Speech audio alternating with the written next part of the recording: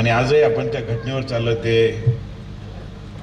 Doctor Babasaheb Ambedkar ज्यांनी शिक्षणाचा हात आणि हक्क आपल्याला खऱ्या अर्थाने दिला ते आदरणीय महात्मा ज्योतिबा फुले आणि ज्यांनी सर्वांमध्ये बरोबर जाऊन घेत असताना आपल्याला सर्वांना बरोबर घेऊन जात असताना ज्यांनी पाय ठेवला. एकीकडे राजे जरी असले परंतु राजे असताना देखील त्यांनी खऱ्या अर्थाने या सर्व घटकांना एका दोऱ्यामध्ये ओवायचं काम केलं ते आदरणीय शाहू महाराज. दुसरे क्रांतिकारक राय ठाकर या निमित्ताने जयंतीच्या निमित्ताने दोन या तालुक्यातील भूमिपुत्र आणि खऱ्या अर्थाने एक समाजाला दिशा देण्याच्या दृष्टिकोनातून ज्यांनी खऱ्या अर्थाने काम केलं ते कैलासवासी अशोकराव भांगरे साहेब तथा या ठिकाणी ज्यांनी या देशाच्या माध्यमातून देशापर्यंत आदिवासींचं नाव या ठिकाणी केलं ते वंदनीय मधुकररावजी पिचड साहेब. या मंचावर उपस्थित असलेले अमितराव भांगरे साहेब, त्याचबरोबर या ठिकाणी आमच्या या कार्यक्रमाच्या निमित्ताने संयुक्त जयंतीच्या निमित्ताने या ठिकाणी उपस्थित असलेले मारुतीजी मेंगळा साहेब, मंचावर उपस्थित, कारण की सर्वच जण आहेत, मी सर्वांची माफी या ठिकाणी मागतो आणि या सर्व मंचावर उपस्थित सर्वच मान्यवर तथा या कार्यक्रमासाठी खऱ्या अर्थाने वेळ झालाय परंतु आपण सर्वजण या ठिकाणी मोठ्या संख्येने या ठिकाणी थांबलात त्याबद्दल या ठिकाणी समोर बसलेले मायबाप जनता, या ठिकाणी उपस्थित असलेले सर्वच मान्यवर बंधू आणि भगिनींनो, खऱ्या अर्थाने आपण बघतोय की भगवान बिरसा मुंडेंची 150वी जयंती आज आपण संपूर्ण देशभर खऱ्या अर्थाने साजरी करतोय. आणि ही साजरी करत असताना त्या मागचं भूमिका काय आहे का ज्या खऱ्या अर्थाने ज्या महामानवांनी खऱ्या अर्थाने या देशासाठी स्वतःच्या रक्ताचं बलिदान दिलं, ते बलिदान देत असताना त्या मागची भूमिका ज्या ठिकाणी मगाशी सांगितलं माननीय देशमुख साहेबांनी, तशी विजय देशमुख साहेबांनी सांगितलं त्याची खरी गोष्ट आहे का ज्या ज्या महामानवांनी खऱ्या अर्थाने या ठिकाणी या देशासाठी स्वातंत्र्य मिळावं म्हणून खऱ्या अर्थाने प्राणाची आहुती दिली. आणि ही आहुती देत असताना या सर्व मान्यवरांनी खऱ्या अर्थाने जात पात धर्म या गोष्टी पाहिल्या नाहीत. फक्त एकच उद्दिष्ट होतं, ते उद्दिष्ट हेच होतं का आमचा हा भारत देश स्वातंत्र्य झाला पाहिजे आणि या स्वातंत्र्याच्या मध्ये या ठिकाणी सर्वांना सुखानं नांदता आलं पाहिजे. वेळोवेळी या ठिकाणी आपण बघतोय 8 तारखेला आपण या ठिकाणी आद्य क्रांतिकारक राघोजी भांगरेंची जयंती साजरी केली. एकीकडे ही जयंती साजरी करत असताना त्याच दिवशी 8 तारखेला एक कार्यक्रम या राजूर गावामध्ये या ठिकाणी पाहायला भेटला आणि हा पाहायला भेटत असताना त्याच्यावरती बऱ्याच जणांनी या ठिकाणी चर्चाही केल्या. आमच्या पोपटरावांनी त्यांना मायकल जॅक्सनची उपाधी दिली, परंतु पोपटराव मायकल जॅक्सन अतिशय नावाजलेला या ठिकाणी डान्सर आणि गाणे म्हणणारा देखील होता आणि ती उपाधी कदाचित या ठिकाणी या माणसाला दिली तर त्या मायकल जॅक्सनचं जे काही नाव आहे ते कमी होईल. कारण आपण बघतोय का एकीकडे ज्या महामानवांनी या देशाच्या साठी देश स्वातंत्र्य व्हावा या दृष्टिकोनातून जी प्राणाची आहुती देऊन खऱ्या अर्थाने हा देश स्वातंत्र्य करण्याच्या कामी त्यांनी खऱ्या अर्थाने काम केलं.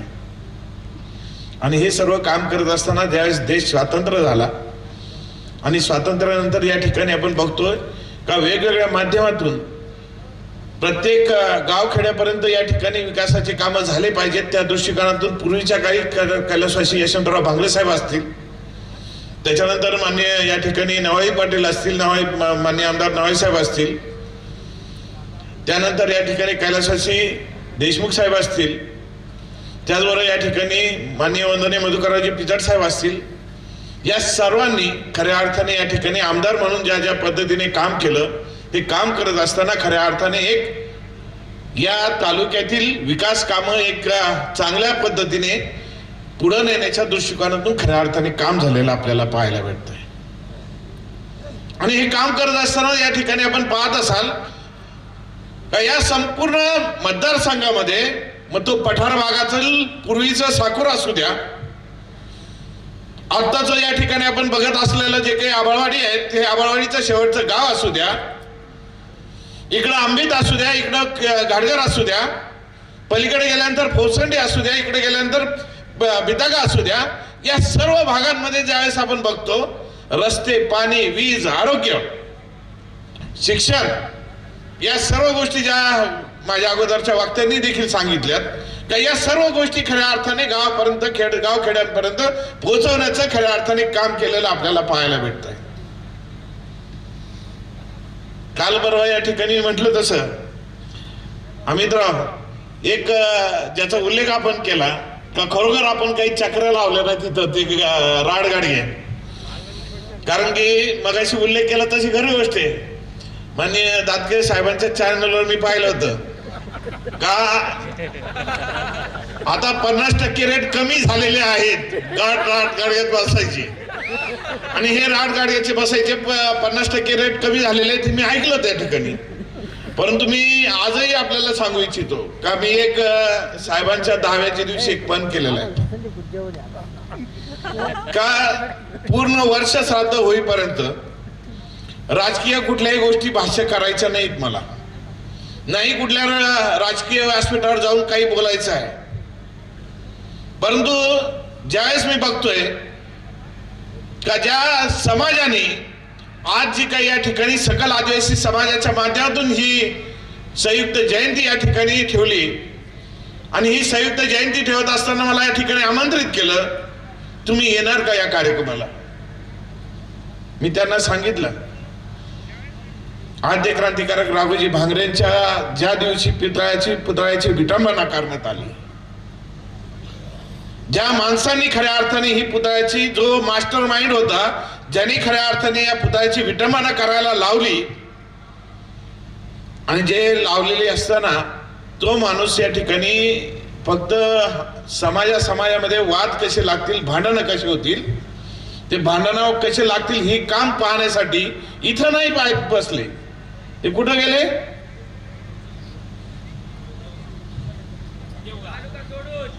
तालुका नाही महाराष्ट्र सोडून, महाराष्ट्र राज्य सोडून बाहेर गेले राजस्थानकडे,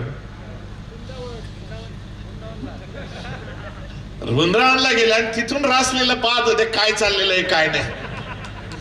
आता या माध्यमातून आपल्याला खऱ्या अर्थाने सांगू इच्छितो का जर खऱ्या अर्थाने आमदारांना त्यांनी या पुतळ्याच्या संदर्भातली कुठलीही चुकीची भूमिका घेतलेली नव्हती, तर त्यांनी ठामपणे या ठिकाणी सांगणं गरजेचं होतं का हा पुतळा पाडलेला जो असेल तो संबंधित दोषी माणूस असेल, त्या दोषीवर आम्ही कारवाई करायला होतो, आम्ही जे मागत होतो कारवाई करा, ती कारवाई करायसाठी त्यांनी देखील शब्द मांडणं गरजेचं होतं.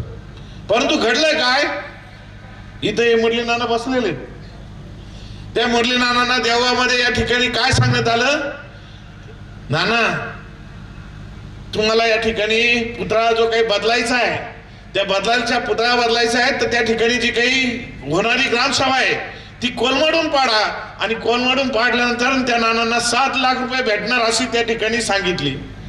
परंतु आमदार महोदय आपण या ठिकाणी विसरलात का ही देवगावची आणि ही भूमी ज्या राघोजी भांगरेंनी खऱ्या अर्थाने घडवले, त्या राघोजी भांगरेंचे वंशज या गावामध्ये राहतात, ते आपल्या या फंद फितुरीला पैशाला जुमानणार नाही, आणि सत्याचा बाजू घेऊन खऱ्या अर्थाने तो पुतळा उभा करायचं काम त्या गावकऱ्यांनी खऱ्या अर्थाने पुढे घेतलं, आणि ते गावाने ग्रामसभा घेऊन खऱ्या अर्थाने पुढे पार पडलेलं आपल्याला पाहायला भेटते.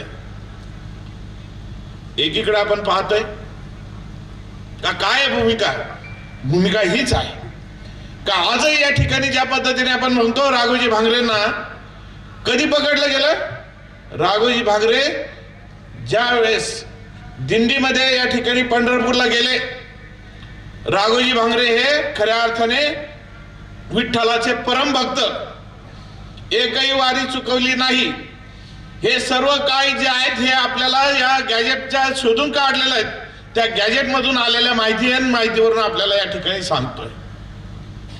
आणि हे सगळं सांगत असताना आपण पाहिलं का या वारी चुकवली नाही, त्या वारीमध्ये एक फंद पितूर निघाला, आणि त्या फंद पितरांनी सांगितलं राघोजी कसा आहे, कारण की त्या काळी राघोजींचं चित्र किंवा राघोजींची जी वेशभूषा आहे ती कोणाला ब्रिटिश सरकारला देखील माहिती नव्हती, परंतु काही आपलेच फंदफितूर निघाले आणि त्या फंदफितुरांनी खऱ्या अर्थाने त्या वारीमध्ये लांबून दाखवलं का हा लांब केसाचा उंच बांधाचा धष्टपुष्ट असलेला राघोजी हा राघोजी भांगरे. आणि हे ज्यावेळेस दाखवलं त्यावेळेस ब्रिटिश सरकारच्या पोलिसांनी त्यांना घेरलं, त्या याच्यामध्ये वारीमधून घेरलं आणि त्यांना त्या ठिकाणी घेऊन पुढं पोलीस स्टेशन मध्ये नेलं. तशीच आज गमत आहे अमित भाऊ का ज्यावेळेस मगाशी मारुतीरावांनी उल्लेख केला का मागच्या कालखंडामध्ये या ठिकाणी सर्वांनी एक करून या ठिकाणी विषय झाला का आता या ठिकाणी नवीन आमदार करायचा. त्यावेळेस सर्वांनी खऱ्या अर्थाने कैलासाची यशवंतराव अशोकराव होते आणि अशोकरावांनी येऊन सर्वांनी एक मोड बांधली का चला या ठिकाणी आपण नवीन आमदार या ठिकाणी करायचा आहे. त्या दृष्टिकोनातून भूमिका घेतली. भूमिका घेत असताना आपण पाहतोय की गोरपाडा मातेच्या तिथं आणि राघोजी भांगरेंच्या पुढं आपलं ज्या दिवशी पुतळ्याचं आंदोलन झालं त्या दिवशी आपणच मला सांगितलं का ज्या राघोजी भांगरेंचा पुतळा ज्या ठिकाणी बसलेला होता त्या पुतळ्यासमोर सर्वांच्या शपथी झाल्या का आता सगळ्यांना मिळून एकत्र येऊ आणि एकत्र येऊन खऱ्या अर्थाने ही लढाई लढू. घडलं काय? घडलं असं की त्याच्यानंतर निवडणुका झाल्या, माझा पराभव झाला. परत या ठिकाणी ते आमदार महोदय 2000 निवडून आले. निवडून आल्यानंतर या ठिकाणी घडली काय? पहिले काय काम केली का त्यांच्या बरोबरचे जेवढे कोणी होते साथीदार एक एक एक एक त्यांना बाजूला काढण्यात आलं. एक एक बाजूला करण्यात आलं आणि शेवटी राहिलेलं काय होतं? एकच साक्षीदार होता, तो म्हणजे राघोजी भांगरेंचा पुतळा. तो देखील जेसीबी नेला आणि त्याला देखील पाडायचं काम या आमदार महोदयांनी करण्यात आलं. म्हणजे एक काम असं आहे का एकही काम आपण या ठिकाणी दाखवावं का या तालुक्यामध्ये एकीकडे सांगतात येत. आता काल परवा या ठिकाणी व्यासपीठावर सांगितलं का कुणाच्या तरी दुसऱ्याच्या दावणीला तालुका बांधायला निघालेत. मला आपल्याला या ठिकाणी विचारायचं आहे, या जिल्ह्याचे पालकमंत्री आदरणीय विखे साहेबांशी ज्यावेळेस बोलणं झालं माझं, त्यांनी एकच शब्द सांगितला, माझ्या तंबू खालून किती जण गेलेत हे मला सांगायला लावू नका. माझ्या तंबू खाली गेलेले माणसं आहेत त्यांचं नाव सांगायला लावू नका. एका शब्दामध्ये सर्व काय आलेलं आहे. सांगायचं काम तात्पर्य एवढंच आहे का ज्या वेळेस या ठिकाणी वंदने मधुकरराव पिचड साहेब या ठिकाणी उच्चस्तरीय कालव्याच्या बाबतीतलं जे काही जॅकवेल वरती वाढवलं आणि जॅकवेलचं काम या ठिकाणी टाकलं आणि नवीन पंप या ठिकाणी खाली बसवले, धरणामध्ये सबमर्शिबल पंप या ठिकाणी बसवले, उच्चस्तरीय कालव्यांच्या मध्ये या ठिकाणी जॅकवेलचं काम वरती वरपर्यंत वाढवलं गेलं. हे वाढवलं गेल्यानंतर गेजाई जाधव साहेब त्या ठिकाणी आपण सर्वजण या ठिकाणी होतो. त्या ठिकाणी काय त्यांनी भूमिका मांडली, मी हे तुम्हाला या ठिकाणी सर्व निर्माण करून दिलेलं आहे, आता फक्त करायचंय ते तुम्हाला राखायचं काम खऱ्या अर्थाने करायचं आहे. आज या ठिकाणी काल भाषणांमध्ये पाहिलं कोणीतरी म्हणतंय पाणी या ठिकाणी चाललंय, पाणी विकायचं काम कोणीतरी म्हणतंय, पाणी विकायला निघालेले. मला आपल्याला सर्वांना विचारायचं आहे का या तालुक्यातील तमाम जनता, या नवीन या मतदारसंघातील तमाम जनता एवढी जागरूक आहे पाण्याच्या संदर्भामध्ये का हे काही वेगळं सांगायची गरज नाही. राहिली आमदार महोदयांना मला या ठिकाणी एवढीच विनंती आहे, आता तुम्हाला या ठिकाणी निवडून येऊन मागचे 5 वर्ष नातायचं हे 1 वर्ष पूर्ण होईल. या 6 वर्षाच्या कालखंडामध्ये नवीन कुठलं धरण, जाऊ द्या धरण नका म्हणू त्याला, नवीन एखादा केटीवर नका म्हणू, एखादा बंधारा नका म्हणू, एखादं डबकू चुपळ काय म्हणतात त्याला डबक ते तरी बांधलेलं का एवढं आमदार महोदयांनी सांगावं. या तालुक्यातील जे काही धरणं बंधारे पाझर तलाव हे मागच्या कालखंडात झालेले आहेत. झालेल्या कामांवरती या ठिकाणी फक्त आपण पाहतोय का झालेल्या कामांवरती जलपूजनाला जागायचं आणि जलपूजन घराला जाणं असं दाखवायचं का हे जणू काय हे सर्व काही मीच केलेलं आहे का काय. आज परिस्थिती या ठिकाणी एवढी आहे का या मुळा विभागामध्ये आपण पाहतोय पूर्वीचे बांधलेले धरणं, त्याच्यानंतर शेतकऱ्यांनी वाढवलेली परिस्थिती, या ठिकाणी केलेले सपाट केलेले पुढे जमिनी डोंगर खऱ्या अर्थाने सपाट केलेत आणि डोंगर सपाट करून त्या ठिकाणी शेतीच्या उपयुक्त अशा जमिनी वाढवलेल्या आहेत. त्या जमिनी वाढवत असताना शेतकऱ्यांनी लाखो कोटी रुपयाचं कर्ज या ठिकाणी बँकेच्या माध्यमातून, पतसंस्थेच्या माध्यमातून, व्यापाऱ्यांकडून, कर्जदारांकडून खऱ्या अर्थाने घेतली आणि ती जमीन या ठिकाणी तयार केली. नवीन शेतीच्या करता लागणाऱ्या पाईप योजना आहेत, त्या शेतीच्या करता लागणाऱ्या योजना आहेत, पाण्याच्या योजना आहेत, त्या पाण्याच्या करता योजना त्या ठिकाणी तयार केल्या. कोट्यावधीचं कर्ज या ठिकाणी तयार झालेलं आहे. आणि ते कर्ज फेडायचं कसं? कारण मागच्या कालखंडामध्ये पाहिलं साहेब तुमच्याकडं, ज्यावेळेस जे धरणं बांधली गेलीत, सुदैवाने या वर्षी पावसाची परिस्थिती चांगली आहे. परंतु 2 वर्षापूर्वी आता कोतुळकर मंडळी आहे तिथं समोर, काय परिस्थिती झाली होती हे सांगायची गरज नाही.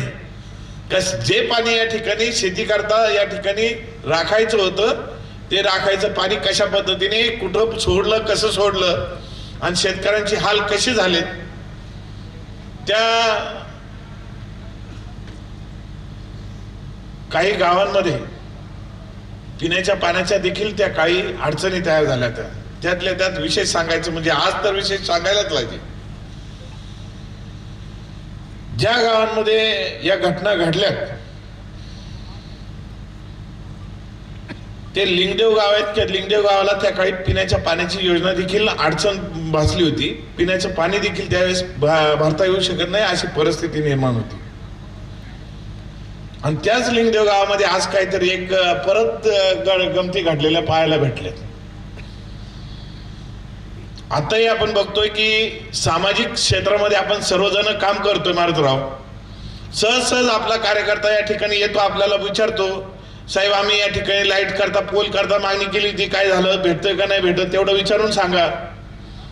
एखाद्या रस्त्याच्या संदर्भात आपल्याला सांगितलेलं राहतं, आपण म्हणतो की इथून डीपीडीसीतून देतो किंवा कशातून देतो किंवा राज्याच्या बजेटमधून आणून देतो म्हणून आपण सांगतो. आणि त्याच्यानंतर त्या ठिकाणी विचारल्यानंतर आपण सांगतो उत्तर का त्याच्यामध्ये आपल्या यादीला आलेलं आहे, ते आपल्याला लवकर त्याची वर्क ऑर्डर होईल, टेंडर होईल, मंजुरी होईल, हे सगळं आपण सांगतो. परंतु आपण कोणाच्या थोबाडीत मारत नाही, आपण कोणाच्या थोबाडीत मारत नाही. कार्यकर्ता आपला आहे तर आपल्या कार्यकर्त्याला आपण समजून सांगतो. परंतु याच कार्यकर्त्यांनी विचारलं काय, आता अमितराव रंध्याला काचेचा पूल झालेला आहे, तो कोणालाच दिसत नाही. दिसतो का कोणाला काचेचा पूल? काच कशी असते? पारदर्शक.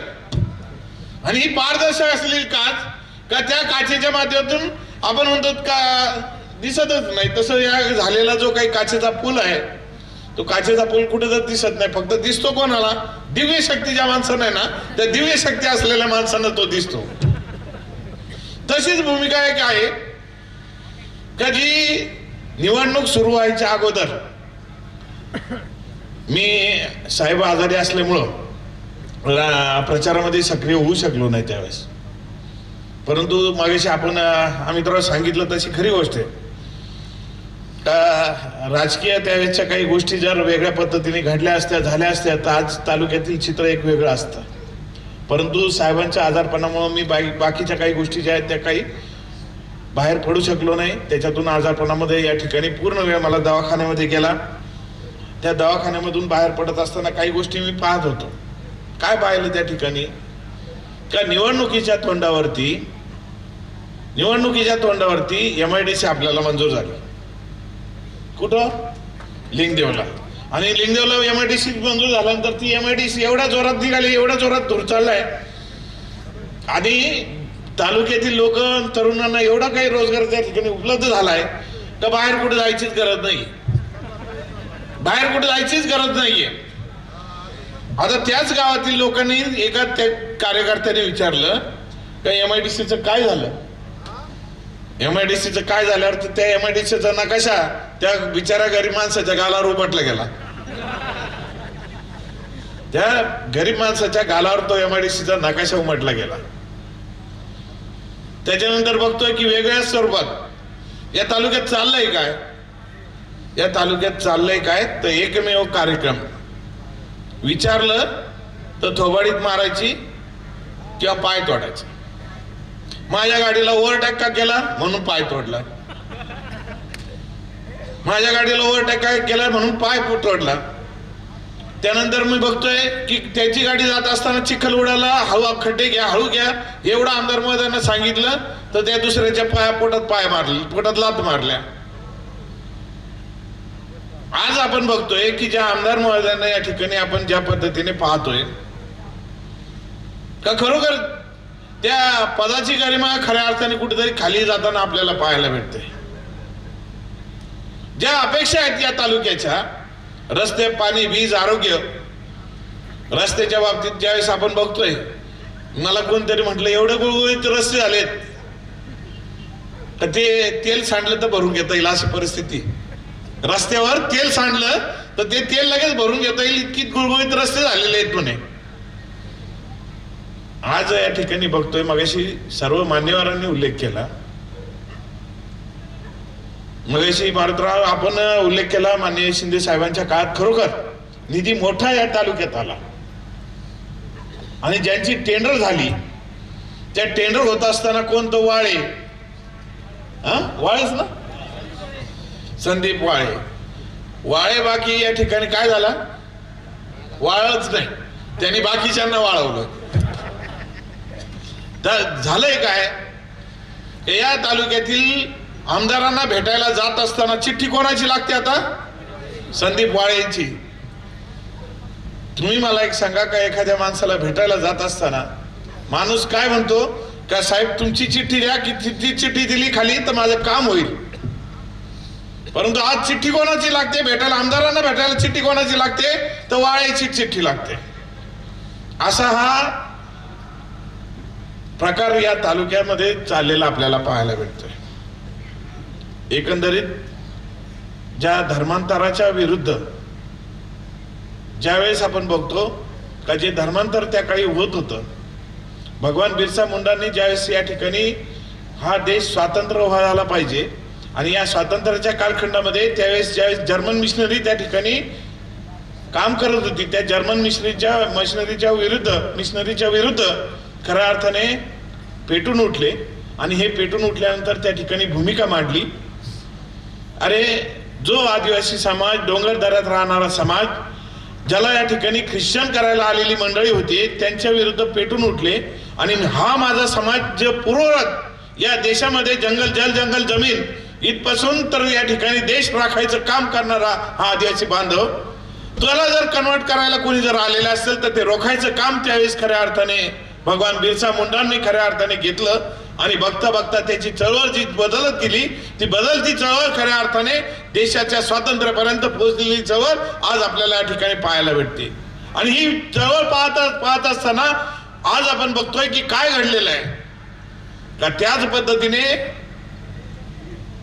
आद्य क्रांतिकारक राघोजी भांगरे, ज्या आद्य क्रांतिकारक राघोजी भांगरेंनी खऱ्या अर्थाने स्वतःच्या प्राणाची आहुती देऊन हा देश स्वतंत्र राहायला पाहिजे, या भूमीवरती या ठिकाणी परक्याचं अतिक्रमण होऊ नये या दृष्टिकोनातून ज्यांनी काम केलेलं आहे, त्या भूमीतील आमदाराला चिठ्ठी त्याला भेटायला वाळेची चिठ्ठी लागत असेल तर याच्यापेक्षा वाईटपणा काहीच नाही. त्याच्याकरता खऱ्या अर्थाने आता पुन्हा एकदा जे काही आलेलं पारतंत्र आहे तर ते घडून आणलेलं पारतंत्र आहे. तर या पारतंत्रामध्ये आपल्या तालुक्यातील आमदारांना सहजासहजी भेटता येत नाही, प्रश्न विचारता येत नाहीत, प्रश्न विचारला तर लाच भेटते, तोबाडात भेटते. आणि मग जर हे मुळापासून उकडून काढायचं असेल तर भविष्यात खऱ्या अर्थाने ज्या पद्धतीने आपण म्हणतोय त्या तालुक्यातील सामान्य माणसांनी ज्या ज्या भूमिका मांडल्यात, विकासाचे प्रश्न मांडलेत, विकासाची भूमिका मांडली आणि ही विकासाची भूमिका मांडत असताना मागाशी सांगायचं कोणतं राहिलंय का जो झालेला रस्ता 2च महिन्यात उखडला जातो. का उखडला जातो 2 महिन्यात? अमितराव म्हटले तशी खरी गोष्ट आहे का नुसता पाऊस अकोला तालुक्याचा पडतो का, बाकीकडे पाऊस नाही का? आता या ठिकाणी आपण बघतोय का एकीकडं ती काहीतरी आमसभा मी पाहिली, आमसभा काय तुम्ही पाहिलं आमसभेमध्ये कोणी सांगाल का मला? आमसभेमध्ये विचारणारे प्रश्न काय होते, आमदार महोदय आम्ही 2 वर्षापासून पाहतोय, तुम्ही 2 वर्षापूर्वी येऊन नारळ फोडून गेलेत अद्याप रस्ता सुरू झालेला नाही. आमदार महोदय, तुम्ही 2 वर्षापूर्वी या ठिकाणी या इमारतीचे उद्घाटन करून गेलेत, परंतु ते उद्घाटन झालं नाही. मग त्यांचं उत्तर काय? ए अधिकारी इकडे, तू काय पीडब्ल्यूडी आला, तू उठ, काय झालं? आता तो पीडब्ल्यूडी खरं सांगायला लागत होतं. माझं तर भूमिका ती होती. काय सांगायला लागत होतं? साहेब तुमची टक्केवारी वाढली म्हणून कॉन्ट्रॅक्टर काम करत नाहीत. तुमची टक्केवारी वाढली म्हणून काम करत नाहीत. जे ठेकेदारांनी काम केलेले 2-2 वर्ष झालेत, त्यांचे अजून बिल आलेले नाहीत. ही परिस्थिती आहे. का बरं? बिल काढायला पैसे, मंजुरीला पैसे. पहिल्यांदा मी या ठिकाणी एक गोष्ट पाहिली. काय पाहिली? पहिल्यांदा ज्या अकोला तालुक्याचं मी म्हटलं तसं माझ्या भाषणाच्या अगोदर वक्तव्यामध्ये सांगितलं तसे माझ्या अगोदरचे मी ज्या भाषणाच्या मध्ये घेतलेले नाव असतील, कैलासवासी यशवंतराव भांगरेंपासून तर मधुकरराव पिचड साहेबांपर्यंत, त्या माणसांनी या मतदारसंघाची उंची वाढवण्याच्या दृष्टिकोनातून खऱ्या अर्थाने काम केलेलं आहे. परंतु पहिल्यांदा मला या ठिकाणी या राज्याच्या पीडब्ल्यूडी मंत्र्यासमोर ज्या आमदारांनी बैठक बोलवली होती, कशाची बैठक बोलवली होती? ठेकेदारांची बैठक बोलवली होती.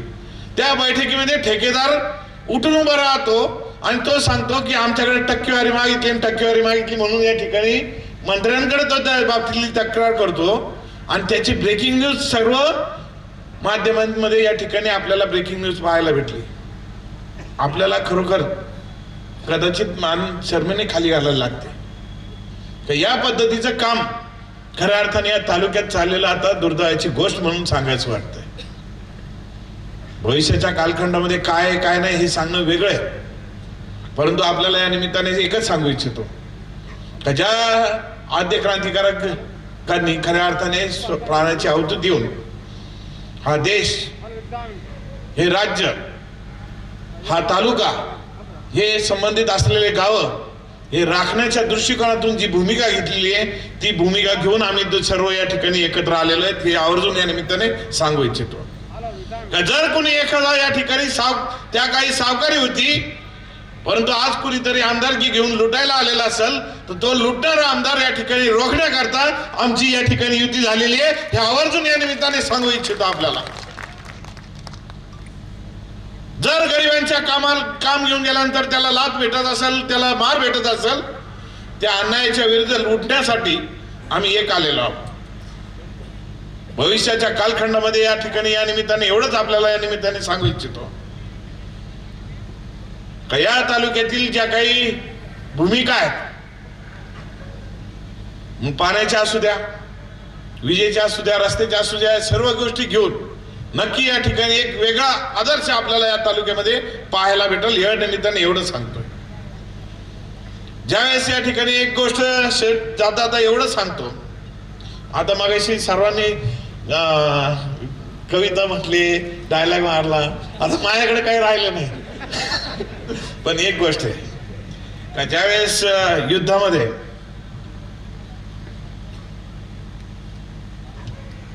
अर्जुनाच्या रथामध्ये सारथ्य करणारा श्रीकृष्ण असतो आणि श्रीकृष्ण त्यावेळेस अर्जुन त्यांना विचारतो, मी लढतोय परंतु लढत असताना हे समोरचे माझे सख्य आहेत आणि हे सख्य असताना मला या ठिकाणी लढायचंय. ती लढायची भूमिका घ्यायची आहे. ती भूमिका घेत असताना का घ्यायची, कशा पद्धतीने घ्यायची आणि भविष्यात या ठिकाणी असे उद्भवलेले प्रसंग त्या निमित्ताने काय करायचं. त्यावेळेस महाभारतामधलं एक अतिशय चांगलं गाजलेलं काव्य आहे, यदा यदा हि धर्मस्य ग्लानिर्भवति भारत अद्भुतानम अधर्मस्य संभवामि युगे युगे. ज्या ज्या वेळेस या ठिकाणी कुनीती, अनिष्ट, ज्या पद्धतीने चाललेलं जे काही भूमिका आहेत, ज्या पद्धतीने गोरगरिबांना लुटायच्या भूमिका, अशा वेळेस ज्या ज्या गोष्टी होतील त्यावेळेस या ठिकाणी परमेश्वर साक्षात या ठिकाणी जन्म घेईल आणि हा जन्म घेत असताना गोरगरिबांच्या रक्षणाकरता या ठिकाणी एकत्र येऊन ही सर्व लढाई आपल्याला लढाई लागेल हे त्यावेळेस काव्य सांगितलं. ते काव्य घेऊन खऱ्या अर्थाने या ठिकाणी मी आपल्याला या ठिकाणी एवढंच विचारतो का ज्या राघोजी भांगरेंचा पुतळा पाडण्याच्या कामी ज्या माणसांनी या ठिकाणी पुढाकार घेतला पडद्या मागून, उद्याच्या या निवडणुकीमध्ये कोणाला मत द्यायचंय? तर ज्या राघोजींनी खऱ्या अर्थाने प्राणाची आहुती देऊन आपला हा देश स्वातंत्र्य केला, त्या राघोजींच्या बरोबरीने त्या राघोजींच्या विचाराच्या पाठीमागे रामायचं आहे का ज्या राघोजींचा खऱ्या अर्थाने स्वतःच्या स्वार्थासाठी, मगाशी मित्र आपण म्हटलं तसे कुठला तरी आपल्याला सर्वांना या ठिकाणी एक माणसाची एक प्रतिकृती मनामध्ये असते, आणि ही प्रतिकृती मनामध्ये असल्यानंतर वेगळा राघोजी कुणाला दाखवलं तर राघोजी आपल्याला मान्य तरी होईल का?